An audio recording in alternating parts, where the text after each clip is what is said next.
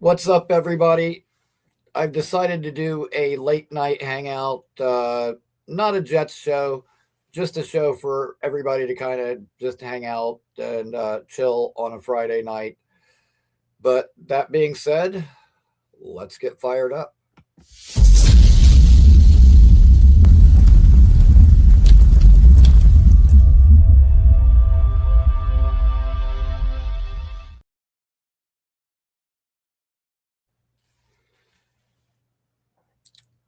All right. Make sure to hit that like button, subscribe to the channel while you're here. I hope everybody is having a great night. And like I said, this was kind of a spur of the moment decision, but I decided that, you know what, it's Friday night. Let's pop on and pop on and do a show for you guys late night tonight. And yeah, hopefully we'll get some people calling in. And the theme for tonight, if you want to call it that, the topic, uh, if I can get some people to call in, I'm gonna have what is your, I guess, wildest holiday memory, Christmas time memory.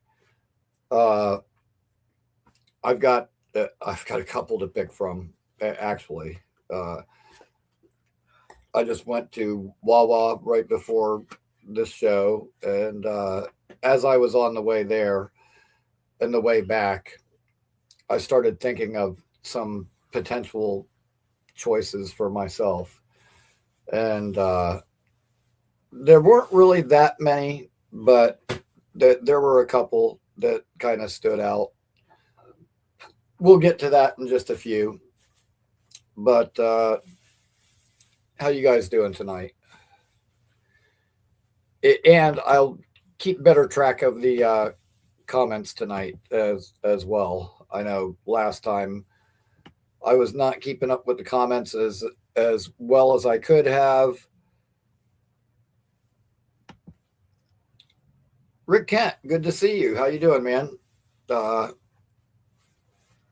at any rate, yeah. So I was sitting here and thinking to myself that you know what memories do I have of Christmas time, and I don't mean like you know family all gathered around the tree, like not those kind of Christmas memories, but like office Christmas parties that got out of hand, which there was a few of those. Um, you know, any kind of Christmas time parties, celebrations that kind of left a mark, for lack of a better word.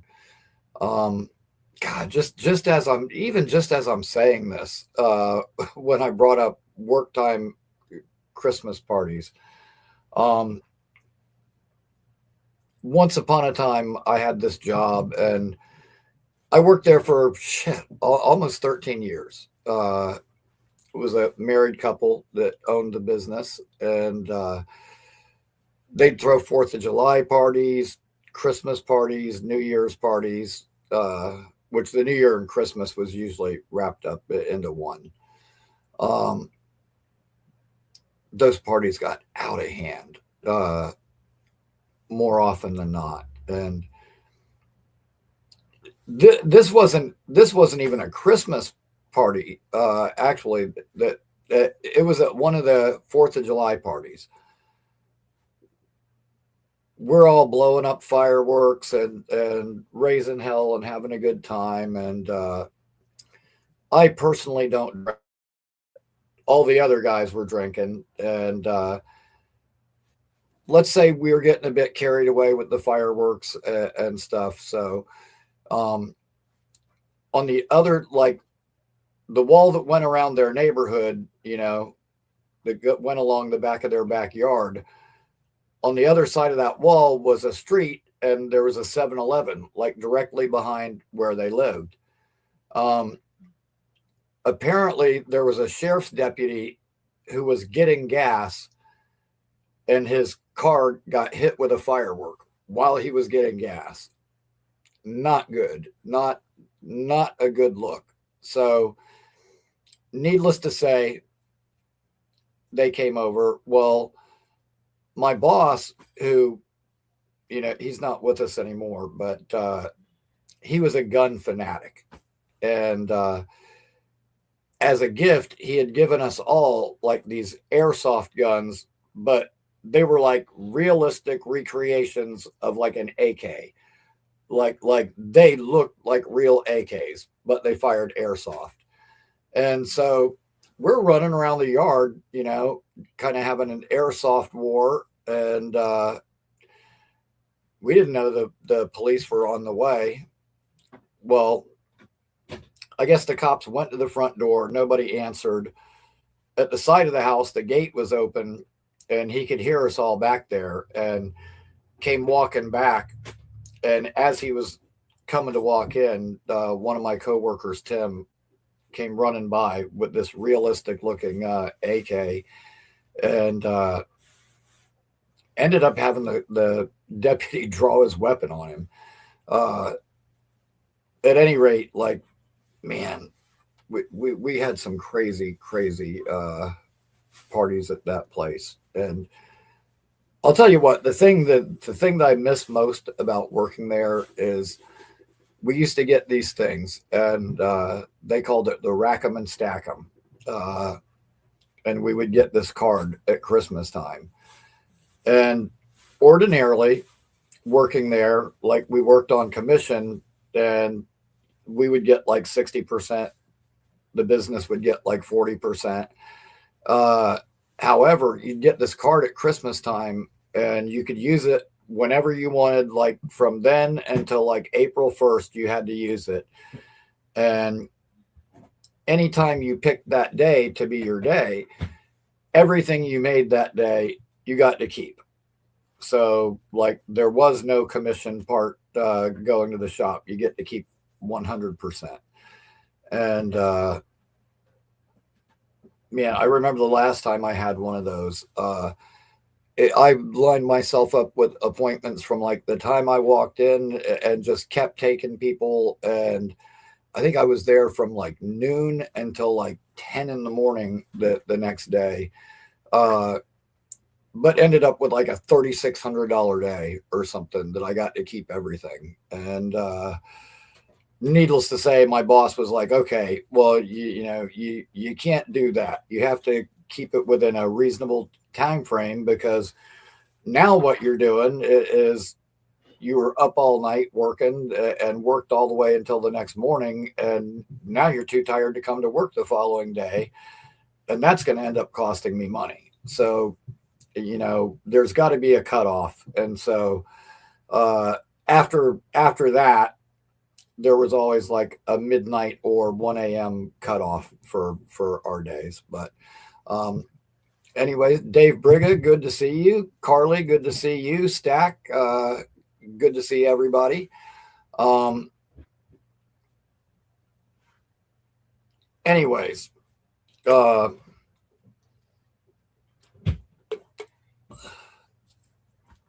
I hope everybody is having a good holiday time so far. I know I am.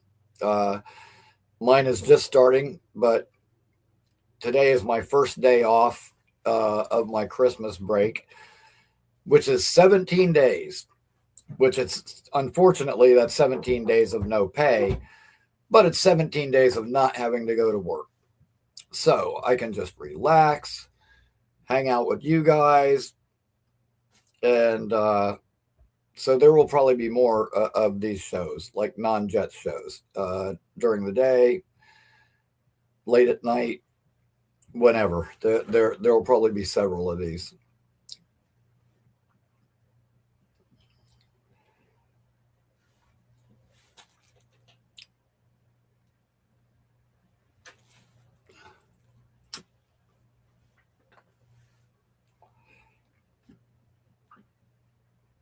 At any rate, real quick, We do have a game coming up this weekend. It's probably, by all rights, it probably should be our last winnable game of the year. And as it turns out, it looks like, you know, the Bills and the Pats are both going to be playing for something at the end of the year. So, any thoughts of those teams will probably sit their guys, and that went out the window.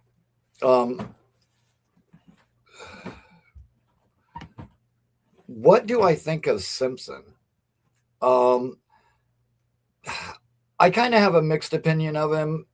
Um, Initially, I was not as high on him as a lot of people were for, the main reason. The very first game of the year, they played Florida State, and we whooped their ass, and he did not look good in that game at all. And granted, that was his first game. It was the first game of the year. I understand he has improved some since then. I was actually just starting to watch some of the Oklahoma Alabama game right before I started this show, and I didn't get to finish it. But after this, I probably will finish watching that, and I'll be able to give you a little bit more detailed opinion. I don't know. He's got potential. He's got the traits you look for. He's been kind of inconsistent. I don't know. Me personally, like, that's a guy that I think would probably benefit from staying in school another year. I would not be stoked if the Jets took him. Let's just say that. I know that's probably why you were asking, but yeah, I'm not really as high on him as some people are. I do like Mendoza. I like Moore, but Simpson, I don't know. I'm just, and that's not my Alabama bias going into that either, which I am kind of biased. I do not like Alabama at all. For the longest time, I never thought one way or the other about them. But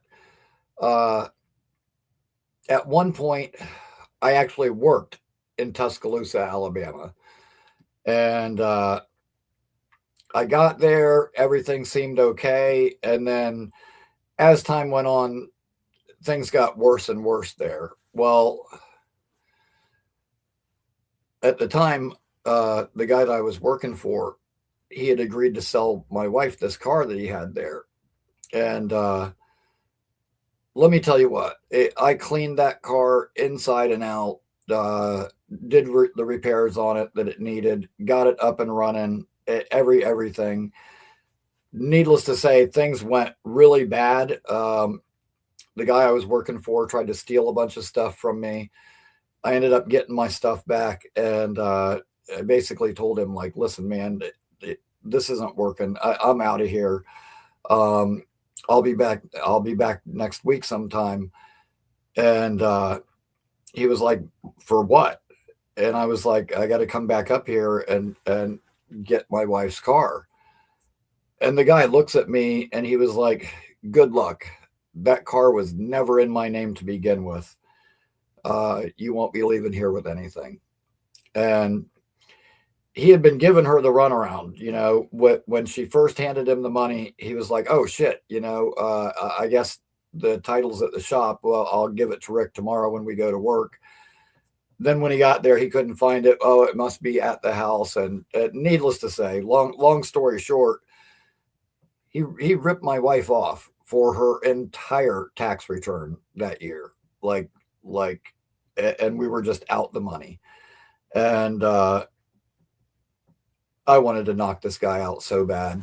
And, however, we got cameras rolling everywhere inside the shop when we're at work. And I'm thinking, you know what? Tuscaloosa, Alabama sucks just as a town. Uh, I definitely did not want to go to jail there. And so, needless to say, I always hated Alabama after that.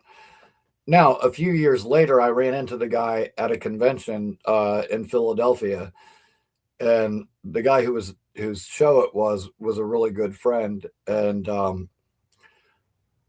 some of his security guys ended up getting that guy from Alabama and tuning him up pretty good. And I did not ask for that. I did not expect that. I was kind of shocked when it happened.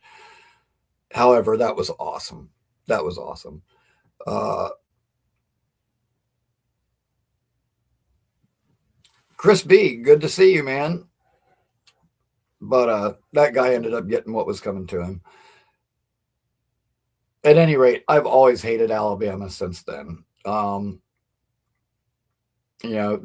one of the reasons I didn't really want to draft Quinnen when we did, um, which he turned out to be an all right player. And this, by the way, I know that Quinnen got an interception and he got a sack when he first got to Dallas, but uh, if you look at the PFF grades for defensive tackles right now, Briggs is ranked higher than him on the season and since the trade. As a matter of fact, Briggs was like top 2. The only defensive tackle that was ranked higher than him was Jeffrey Simmons. So I really don't think we lost that much in the Quinnen trade. He wasn't playing like that for us anyway. So is what it is.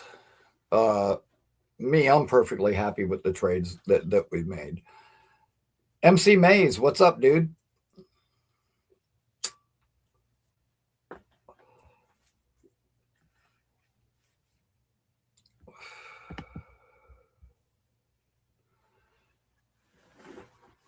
So that's probably about all I have to say on the Jets right now. Like, I was listening to some of the shows earlier, and man, you know what? It seems like some of the criticism of Glenn, it seems like certain people anyway, it almost go out of their way to criticize Glenn. You know, the only thing good's the special teams. What then you say, well, you got to give him credit for that. Banjo was his hire. And it's almost like it hurts them to do that. But then they have to try to point out, but Banjo's the one coaching the special teams. It's not Glenn. Like, they go out of their way to try to not give Glenn any credit for anything. And, all they say is, we're worse. We haven't improved. You know what?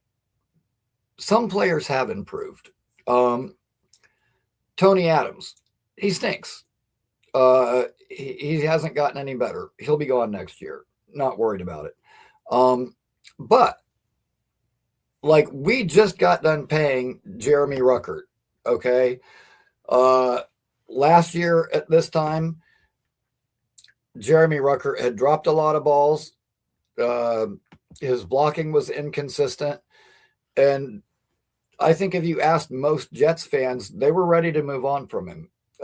This year, he didn't rack up monster yards or anything, but he caught 20 of his 23 targets, had a career high in catches, yards, and had the touchdown. But his blocking has gotten better. He's become at least an adequate blocker, which helps in the run game. He's catching the ball when it's thrown to him. And so, which I think we did the right thing. What's up, Pins? Out there killing it, keeping busy, I see. Hopefully you have a good night and make yourself some money.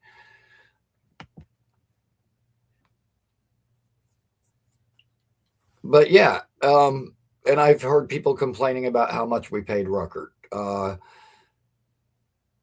Which I'm not saying that we should just waste money frivolously because we have a lot to spend, but paying a number two tight end 5 mil per year average is, you know, that's not outrageous. And I think they're rewarding the guys who have bought in. Um, Jeremy Ruckert is a guy that you can say has improved under Aaron Glenn. Uh, the Glenn haters are going to go, oh, well, he's an offensive player and Glenn's a defensive guy. That doesn't have anything to do with Glenn. It does. You know what? When you're the boss, you're responsible for everything. Offense, defense, if there's any part of this team that isn't doing well, he's got to answer for that. At the same time, if there's any part of this team that is doing well, you got to give him credit for that. So Ruckert has improved. Kiko has improved some. Isaiah Williams. Oh my goodness. His first game was one of the worst things we had ever seen. Now that kid's a stud. And the good thing about him is he's under team control for the next couple of years. There have been some players who have improved. Adonai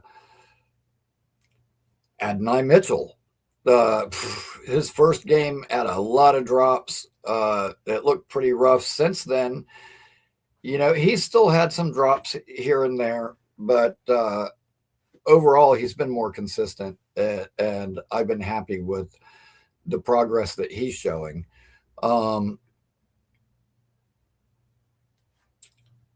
There has been some improvement. Now, you could say there's a lot of other guys who haven't improved or guys that have regressed. My biggest concern, well, not my biggest concern, but one of my main concerns right now with this team is our linebackers, man. I don't know what has happened to that group, but Sherwood has been inconsistent, and Quincy, my goodness, man, like I just don't even know what to say. Every time he was targeted, it seemed like he gave up a touchdown in that last game. At one point, I was banging the table for them to re-sign Quincy and keep him long term, even if it meant giving him a sizable contract comparable to what Sherwood got. But after that Jacksonville game, I am ready for him to go. I don't know if he's ready to go. I don't know if he's decided that if I suck bad enough, they'll let me out of here, let me go play with my brother again. I don't know. But I'm ready for Quincy to be gone. I'm more than ready for him to be gone. For all I care, he can go play with his brother. I don't care. That linebacker room in general just needs to be completely overhauled.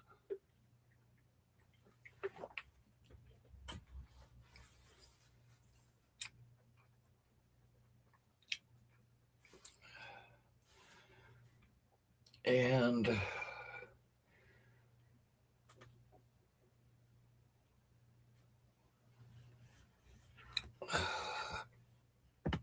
I want to make sure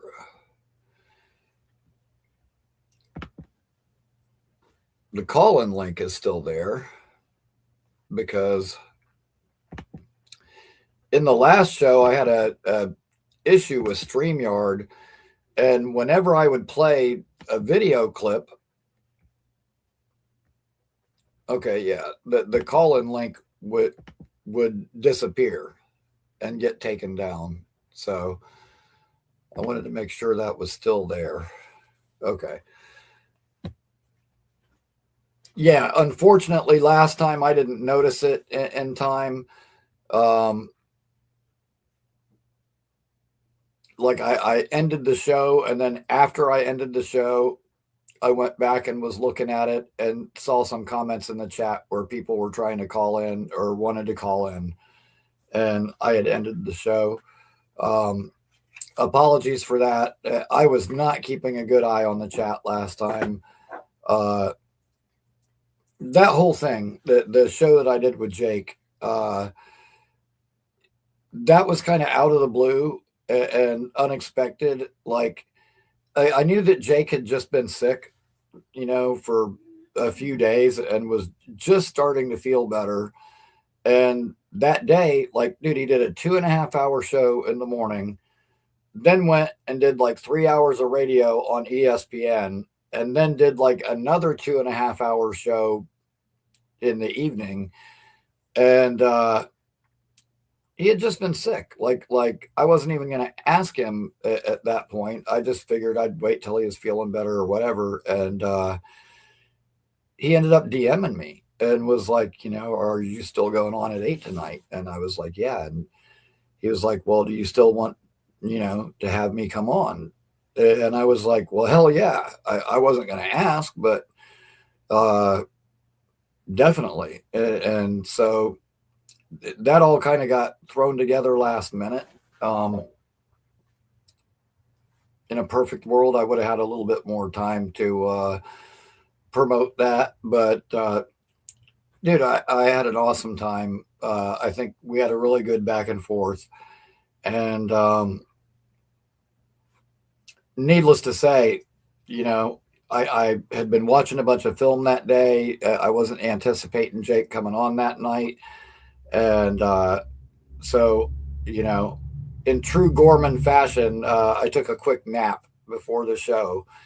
And so, like, when I woke up, I mean, I was literally awake for like 15 minutes, maybe, if that. And my one eye, when I woke up, was bothering me. It bothered me for a few days. I don't know if I got something in it or what. But it was really difficult for me to read the chat. And so, and also kind of, not really fully being prepared to have Jake on. Like I didn't really have a game plan. So I was kind of just focusing on, my conversation with him. So once again, apologies for that. I will do a better job of that moving forward. I've still got this nice brand new monitor that I have not hooked up yet because I've been working so much. I'm putting up a shelf that it's going to be sitting on, and I'm actually going to do that first thing in the morning. And so tomorrow, when we have the evening show at 8 p.m., I will be able to really keep track of the comments much better because instead of being tiny little words on my laptop, they're going to be big old words on my new monitor. Oh, thank goodness. I've been waiting a while for that. It's been sitting here for like a couple of weeks now. And finally, I have time to get that done. Finally, I have time to get a lot of things done that I've been wanting to do. And I'm not going to say any more. Let's just say I've got some surprises coming up over the next couple of weeks that I think you guys are going to like. But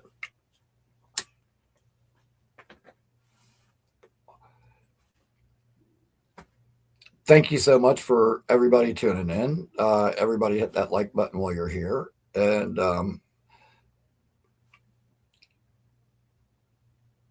I could use some callers. Somebody call in and give me your craziest Christmas time story, good or bad.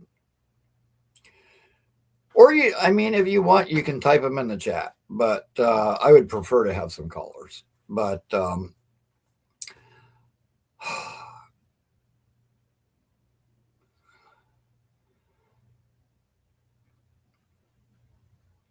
yeah, I'm not going to tell that one. That one's a bit inappropriate.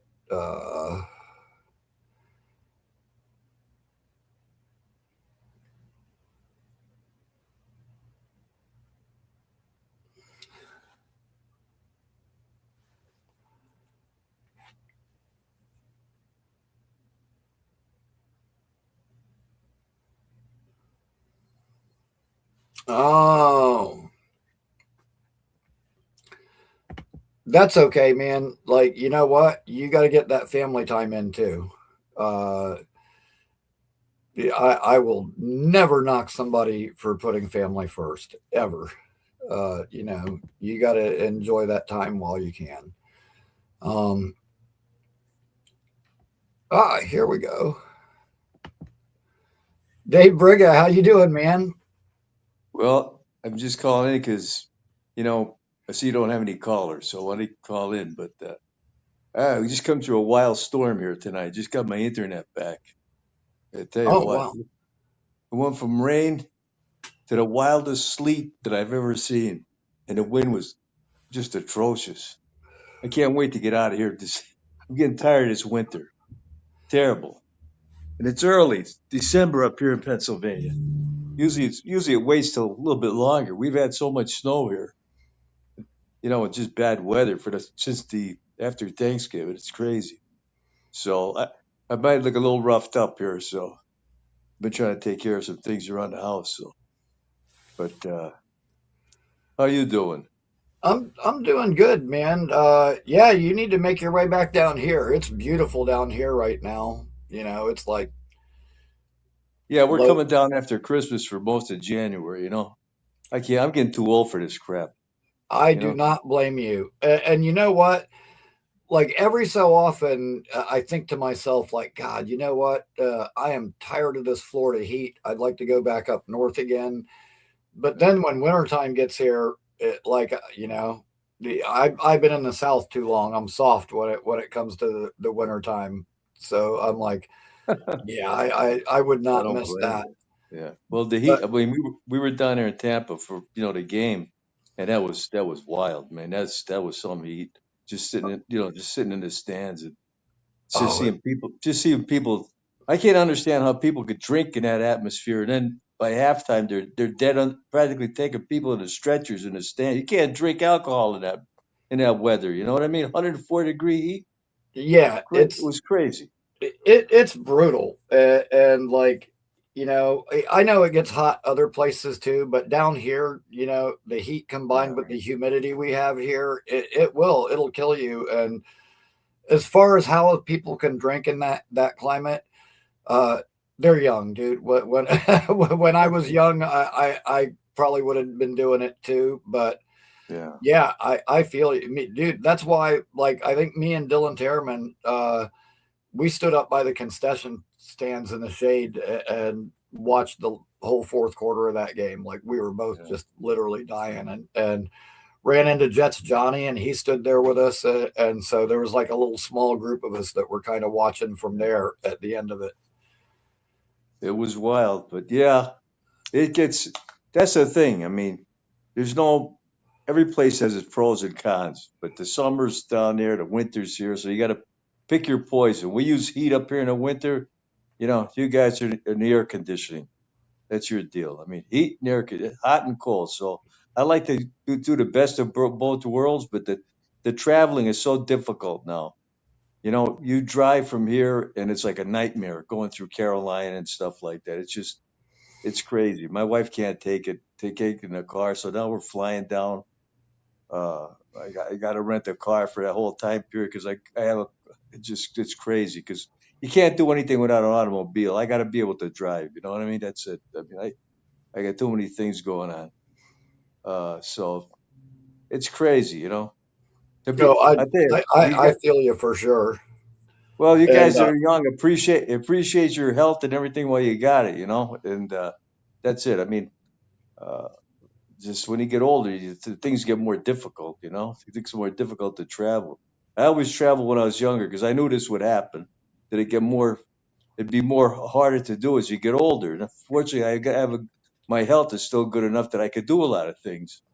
And so I give thanks for the Lord for that. So, but when you're young, do what you got to do, man. I tell you, because most people my age, I just lost so many friends in the last 2 years, and my brother-in-law, and it gets a little depressing. But what are you gonna do? It's life. It's life.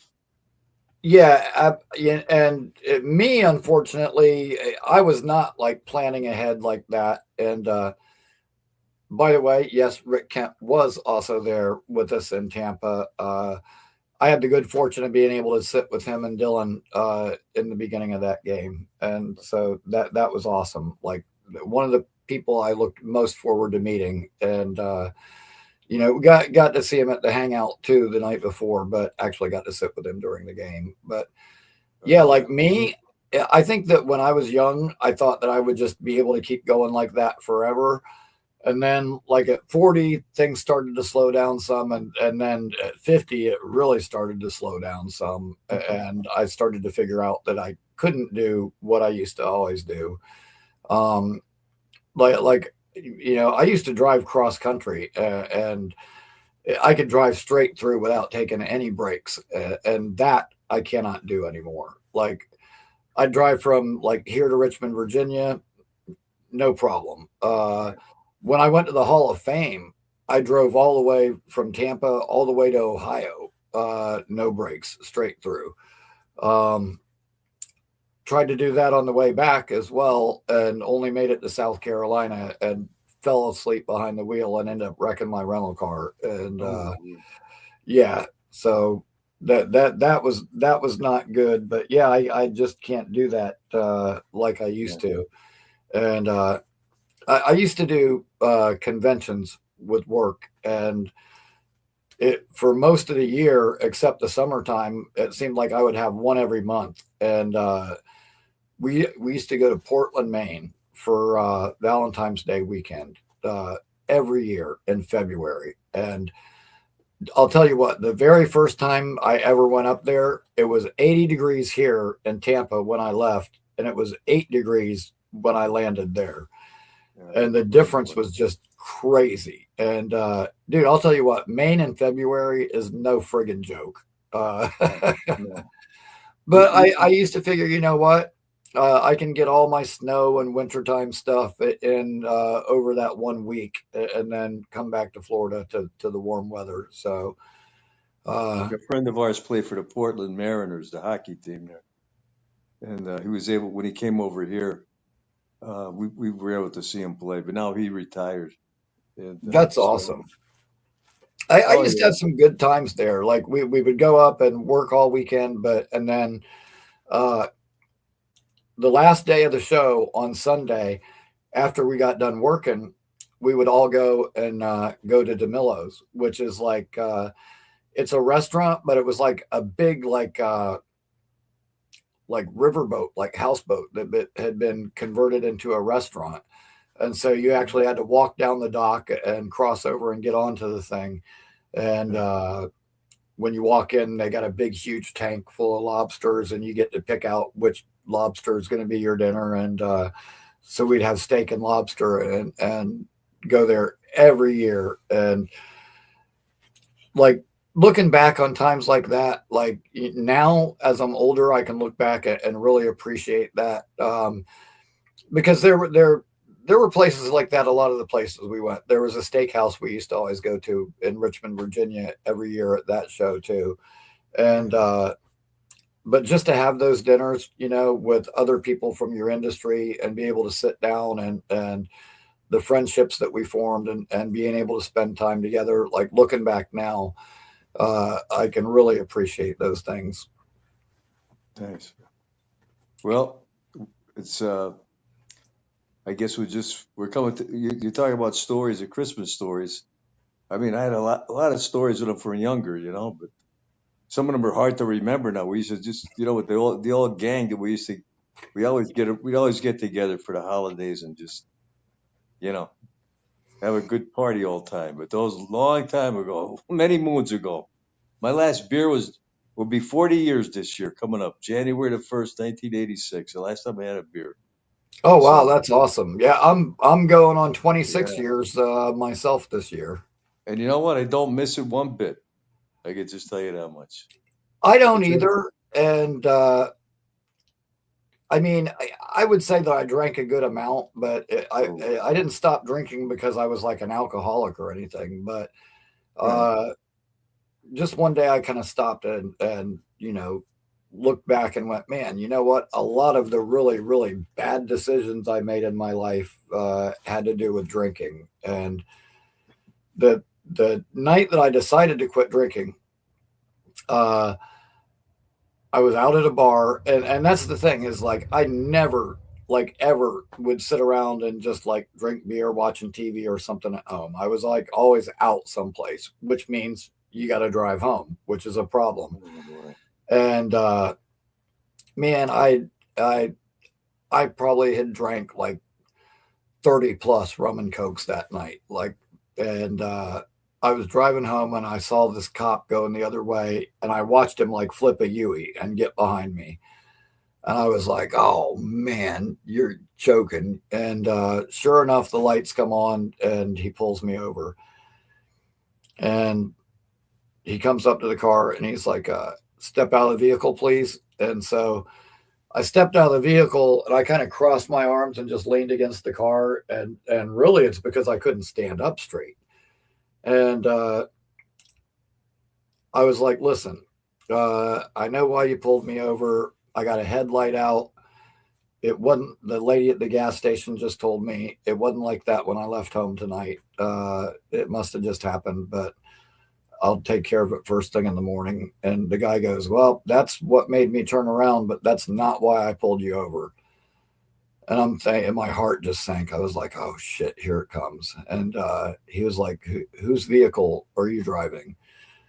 And I was like, it's my girlfriend's. And he starts laughing.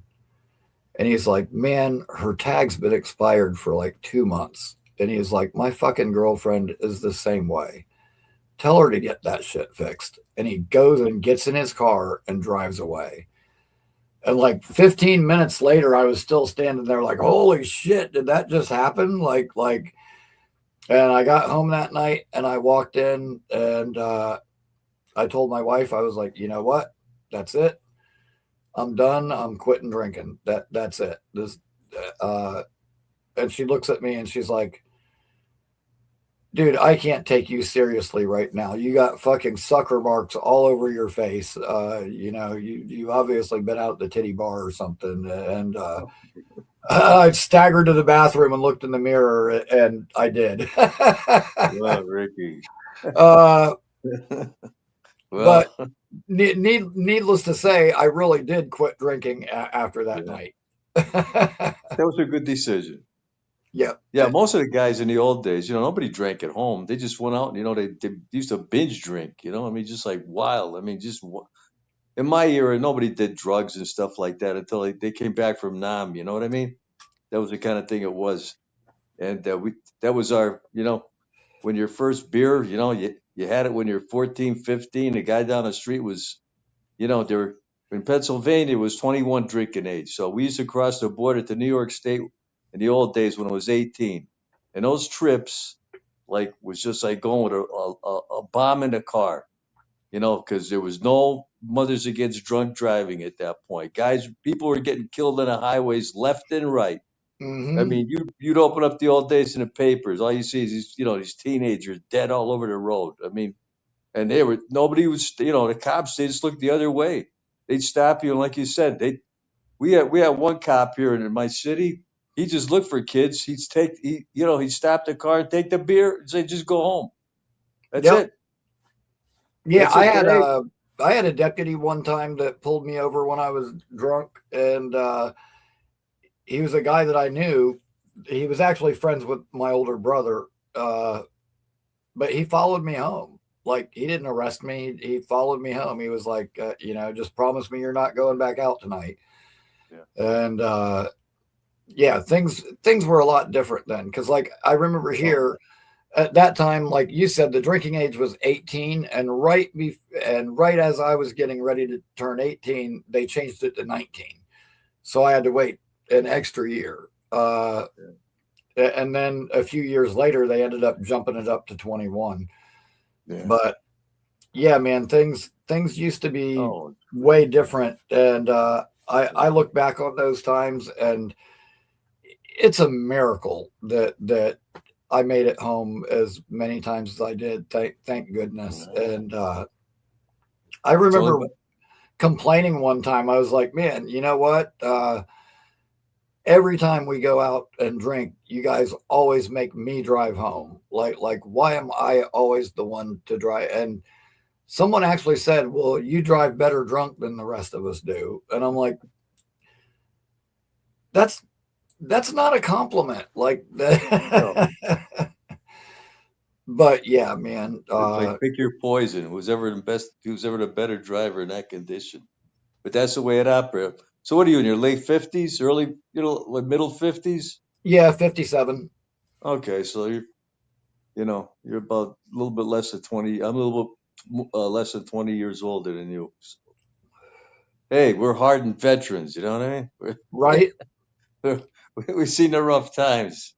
Uh, but hey, you learn through these things. That's how you learn in life. And like you say, the worst decisions you make is the ones when you're inebriated. That's it. Uh, so Yeah, I don't know. absolutely. Yeah. You know, God, when I was young, like especially when I used to drink, like nothing seemed like a bad idea. Like I got myself into some of the stupidest trouble. Like this isn't necessarily a Christmas time story, but No. I had this idiot friend who, as many unreasonable things as I did when I was drinking, like he was worse. And when you put the two of us together, it was an absolute nightmare. We had went out to the bar one night, and God, I think I had drank like a liter of vodka by the time we even got to the bar. Like I was really drunk, and I got like fell asleep in the car for a while. And anyways, at the end of the night, we were driving, and we're driving home, and he pulls over, and he's like, "Hey, I know that guy." And he pulls over, and there's like these four biker looking guys. Well, they weren't biker looking; they were bikers. And he pulls over, and he knew the one guy's mom kind of lived in their neighborhood or whatever. And we go over to talk to him, and we figure out that two of the guys are in an argument with each other. And we're in a not good part of town either. And this is happening kind of on the side of the road. And these two, they're screaming like they're getting ready to come to blows. And the argument kind of moves down to where it's like basically right at the side of the road. And I'm thinking to myself, like, man, we need to get out of here. This just looks like it's going to turn bad any minute. And all of a sudden, like this guy's coming down the road on his bicycle, and all of a sudden, these two idiots stop arguing with each other, and they both just like jank this guy off his bike and start kicking the crap out of him, who didn't have anything to do with anything. And almost immediately, a car pulls over, and a whole bunch of guys jump out of the car, and the two groups start fighting.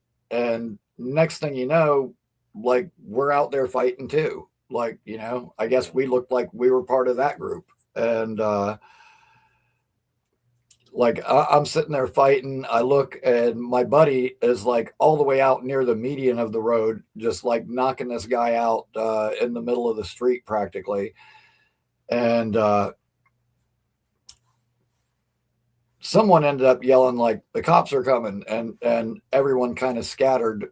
And afterward, we're sitting on the side of the road with these biker guys, and the guy's like, oh, where were you guys at? I was getting beat on by like two guys, and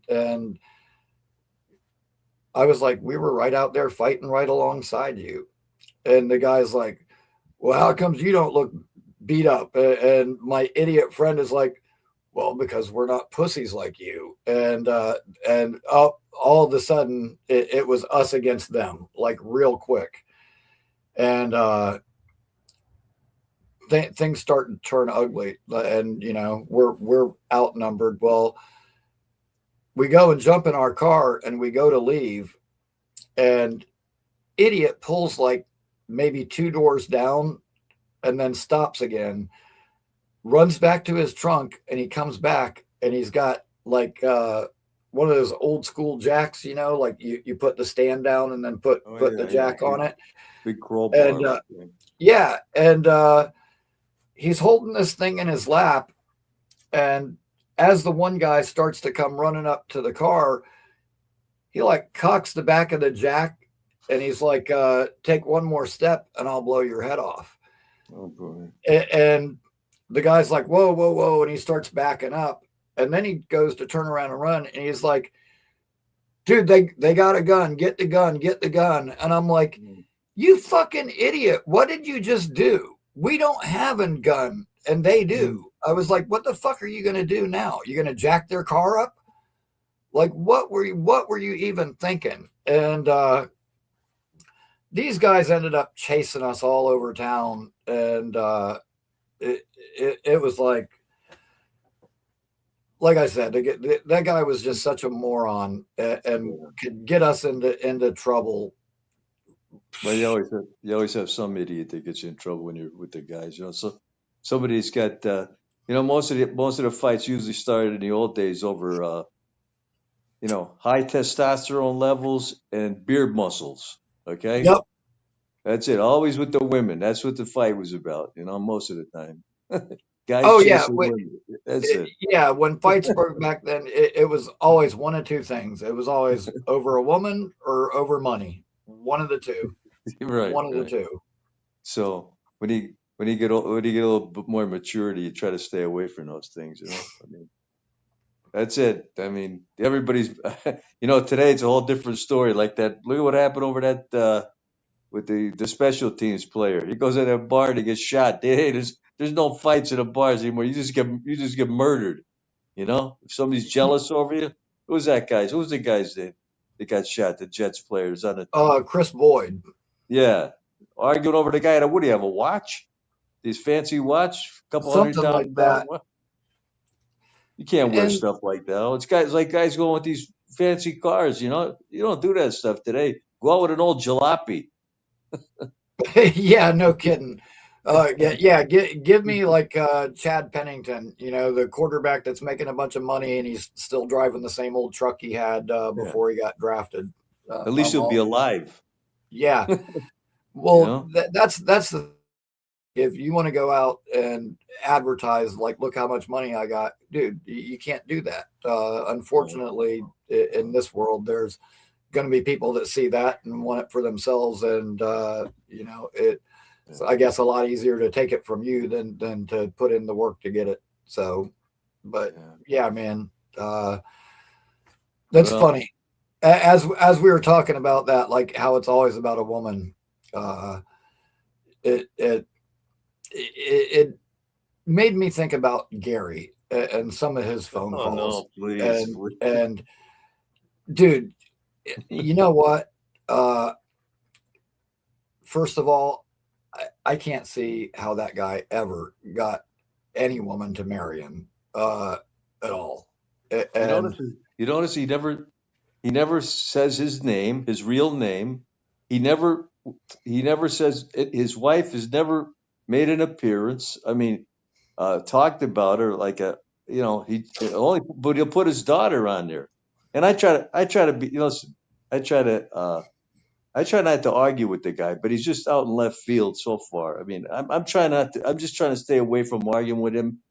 Uh, it's just, I can't deal with it. I mean, my wife gets upset when she hears me scream. I only have one level when I get worked up. You know what I mean? I don't need to be I getting don't, but I'll tell you, and this is the way that I, you know, approach him or deal with him is anytime he gets on one of those tangents and I'm listening to him, I have to remind myself, you know what? This dude has got a soon to be teenage daughter who one day is going to sit down and listen to a bunch of his YouTube stuff and his opinions of women. And boy, is he going to have his hands full. Because, dude, I bet you everything I'm going to make for the next year that his wife has no idea that he runs his mouth on online the way that he does about women. I would venture to say that she has no She clue. can't be that dumb. I mean, come on. I mean, she sees he's behind that. He's on every show that there is. Now I know he works at a different kind of job, whatever it is in boxing. I don't know what he does. He never really states exactly what he does, but he's always on some type of show. How do you have that kind of time? I mean, even if you're working from home, how do you dedicate? I mean, he looks like he's always in the green room at every show, whether it be Bobby, whether it be Jake's show, whether it be, I don't know. He's got his own boxing show. He's got another basketball show. I mean, I don't know. Maybe he makes money from these things. I don't know. I don't. So I just don't get it. But I don't know. I know that he works from home, and so he's yeah, and I know there's been times when he's been on shows that he had to drop off because he's got a work call or yeah, something to do. But yeah, at any rate, just like listening to him and like, dude, when he starts talking about like his advice, like this is how you pick up a girl or something, dude, it's priceless. Like I laugh my ass off because that just like I don't know, it's just it's such backwards thinking, and it's like, dude, you know what? The fact that you have to come up with some kind of crazy involved strategy to get a girl tells me why you're having to go to those lengths. Like, I don't know. At any rate, like this is something like me and my idiot friend would go out. But actually, I do this to a lot of my friends. Like, we'd go out and you see them talking to a pretty girl, and they're hanging out, and you go over and I'd start talking to the girl and stuff, and then when my buddy would step away, I would be like, "Yeah, you seem like a nice girl, and he's cool. He's like one of my best friends. It's just, it's hard for me to picture you guys together. Like I get it, but you know, it, and then I'd end up saying like, I just can't believe you slept with him." And the girl would be like, "What? I didn't sleep with him." And like right when he'd walk back up, I'd look and go, like, "Dude, you're such a liar." And next thing you know, it would blow up. And once the girl's mad at him, then I would move in, and like we used to do that shit to each other all the time, and just bust each other's balls. It's yeah. so funny. Um, Well, lust and love are two different things. You know what I mean? oh So, yeah, for sure, for I sure. mean, sometimes relationships you can never figure them out. They're the complete opposites, and then they're just alikes, and then they just. I had a friend. He and his wife. They used to do. All they did was argue, scream, yell, blah blah. You know, Uh, you couldn't when you're in their presence. It was like a nightmare. But they were together for years. So I don't know. And then there's others. They can't stay together in the same room for 10 minutes. Uh, you can never figure out people's relationships. It's, Yeah, was it? like It's with me personally, like when I got to the point where I decided I wanted to settle down and like started like looking for that right person to settle down with, yeah. like I couldn't make it happen. I couldn't force it to happen. Like I didn't find that person I was looking for when I was looking. And then finally I got to a point where I went, hell, I'm never going to find the right person. I'm just going to, date who I date and have fun and whatever. And then right about the time I stopped looking, I ended up finding that person. And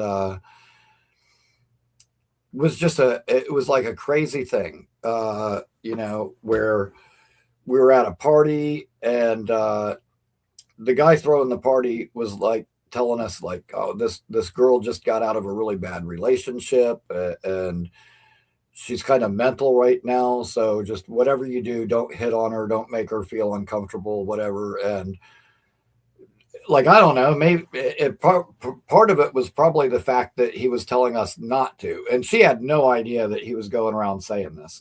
It turns out that he wanted her for himself and was just trying to keep the other guys away from her. But we ended up talking that night, and then she ended up coming into the tattoo shop, got tattooed by me. And like years later, I found out that she didn't even really want a tattoo. She just wanted to meet me.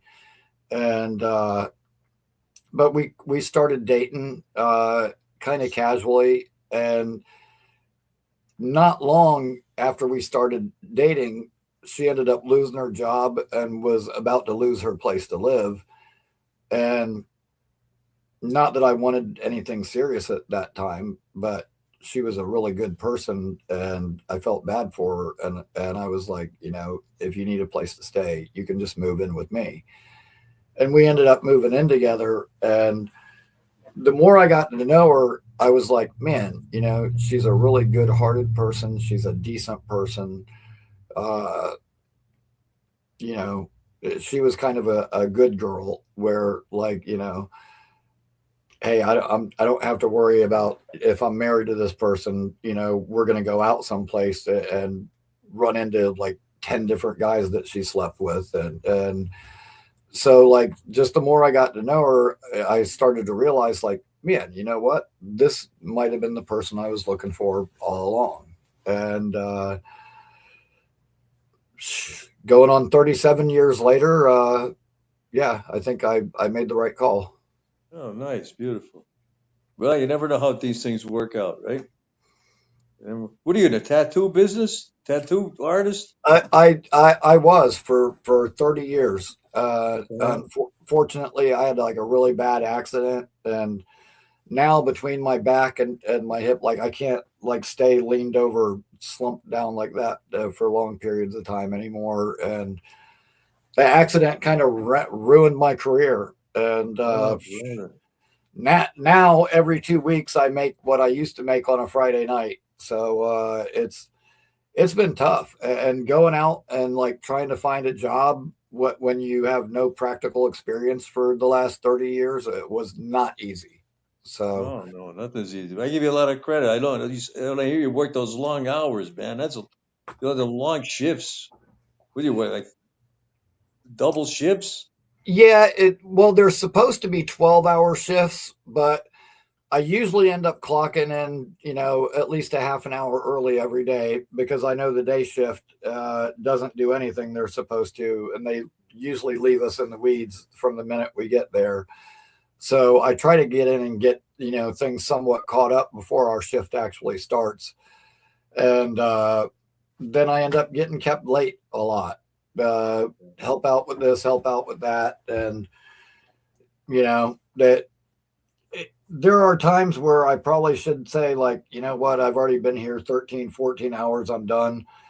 But like, there's this little voice in the back of my head that says, dude, it's money. We could always use more money. So Well, you hope the guy appreciates you working those type of hours. From what I heard from you, it didn't seem like it. no, Didn't seem not like at it. all. And you know what? Last night was like a perfect night for me at work. Like, I didn't have to deal with him. He slept in the office almost the whole night. Everything ran nice and smooth. There were no problems. Well, at one point, we were changing from making one thing to making the other, and he was like, "Drain that hopper out." And I'm like, oh, man, I would have known we were doing this. I could have, like, let that run down some. But like, dude, this we're talking like, 150-gallon tank, full of powder, and I'm taking it like one 5 gallon bucket at a time, and dumping it back into the box. Well, partway through, I stopped for a second. I was walking over to get a sip of my drink, and he's like, "Where are you going?" And I was like, "I'm just getting a sip of my drink." And he's like, "We don't have time for that right now." Yeah, and just totally blows up. He's like, "Oh, I'll do it myself." Like, when it was already almost done. And I was like, you know what? Me stopping for 10 seconds wasn't going to do anything. And then, like, after that, he's like, you know what? I'll do it myself. I'll do it myself. Just get away from me. And I was like, fine, whatever, asshole, do it yourself. And so I just walked away, and I thought to myself, you know what? This is the easiest night we've had in 6 months. But he just had to make some kind of comment and be an asshole to me. Just couldn't stand it unless he could make some kind of comment tonight. Well, it's not easy But to work with people today. Some people still don't whatever. appreciate it. Yeah, you gotta do what you gotta do. Yeah, Well, I just hopefully, look at it as, well, you know what? When I'm here, I'm enjoying myself. I'm talking to all you guys, and when he's at home, he's probably being hateful and miserable to somebody else because that's how he is. So well, whatever. Ricky, listen. Life's too short, man. Yeah, that's it. Don't ever take any day for granted. Enjoy every day. I'll be down in Florida. Maybe me, you, and Ted can meet up one of these times when we're down. If I'm down there, I'll be down there all January, most of the Absolutely, month. man. Yeah, Definitely. yeah, yeah. Uh, I'm down in Venice. You're up in Tampa. It's only like 95 miles, something like that. So it's Yeah, not. I get up on 70. I get up on 75. Boom, boom. There's no traffic. That's it. You got to try to travel when there's no traffic, which is hard to do today, especially yeah. especially coming February down there. It's a nightmare. So I just get down there for most of the month of January because I got this rental house down there. So hopefully I got somebody coming in for February so far. So I got to do some work and we'll see what happens. But I Well, just right enjoy on, getting. man. Definitely. Yeah, Yeah, definitely let me know when you're down and yeah. yeah, we'll definitely get together. It's good talking to you. And listen, have a Merry Christmas, Happy New Year.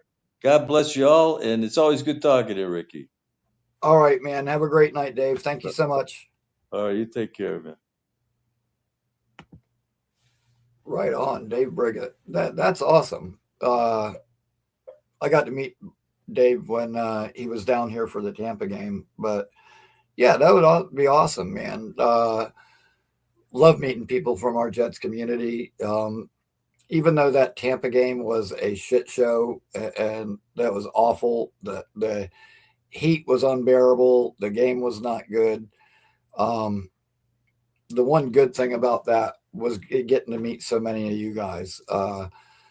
Rick Kent, um, Pagan Artie, Dave Briga. Um, oh my goodness, uh, Leany. Yeah, there's so many people. I don't even want to start naming because I'm going to end up forgetting people. Jets Johnny, uh, the big fella. Yeah, yeah. So many people that I'm going to end up forgetting people, but that was awesome, man.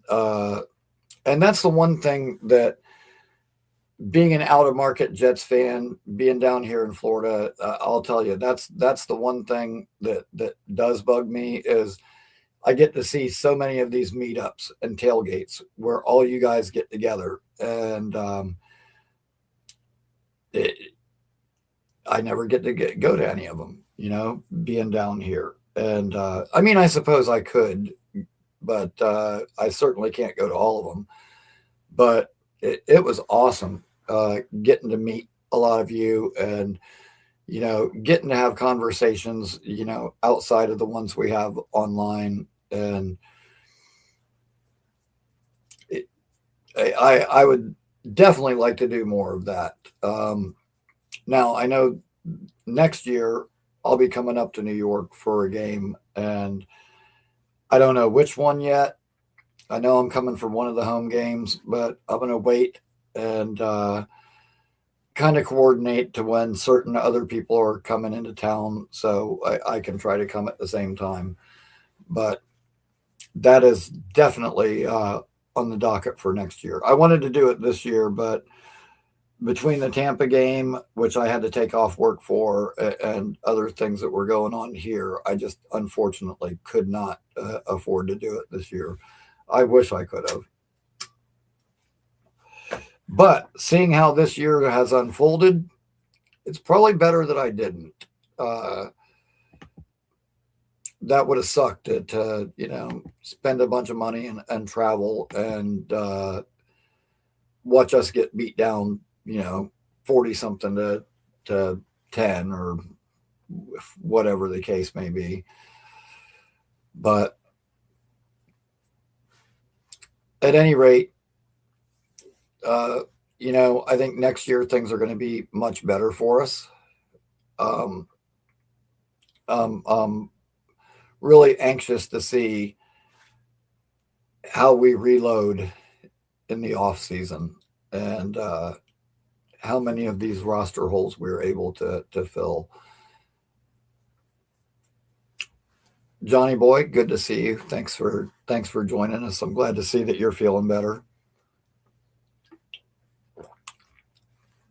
But at any rate, thank you so much for everybody joining in and hanging out with me this evening. Appreciate all of you guys. Um, I'm probably going to wrap this show up, and God, I've got a lot to do now that I actually have some free time to myself. I can finally get around here. So I'm going to end up wrapping this up and go get myself something to eat. And when I come back, I am going to put that shelf up in here and get my new monitor all hooked up and ready so that it's ready for tonight's show. There will be a show at 8 p.m. this evening. So I hope to see all of you there. And everyone have a great night. Thank you for hanging out. And until then, go Jets.